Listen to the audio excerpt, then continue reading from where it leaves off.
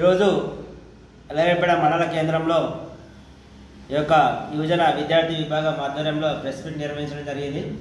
ఈ యొక్క ముఖ్య ఉద్దేశం ఏంటంటే నిన్న ఏదైతే గతంలో 2014 సంవత్సరంలో కేసీఆర్ గారి తొలి ప్రభుత్వంలో గురుకులాల వ్యవస్థను అందులో కొద్ది మొత్తంలో ఉన్న గురుకులాలను అధిక మొత్తంలో దాదాపు 1000 గురుకులాలను నిర్మించి స్థాపించి అందులో విద్యార్థులకు పేద విద్యార్థులకు మంచి విద్యను అందించాలనే ఉద్దేశంతో గురుకులాలను ఎంతో బలోపేతం చేయడం జరిగింది.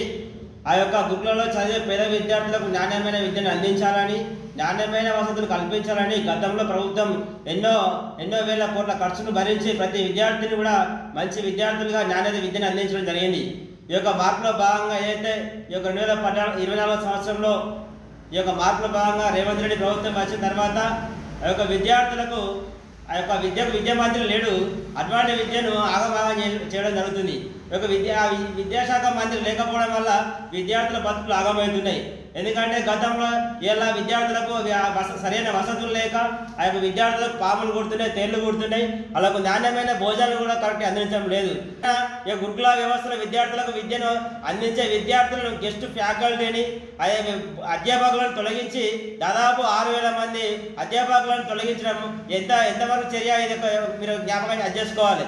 ఎందుకంటే విద్యార్థుల యొక్క విద్యా వ్యవస్థలో ఎందుకంటే అకాడమిక్ ఇయర్ మధ్యలో ఒక అధ్యాపకులను గెస్ట్ లెక్చర్ తొలగించినట్లయితే విద్యార్థులు ఏమైపోవాలి, వాళ్ళకి విద్యను ఎవరు అందించాలి?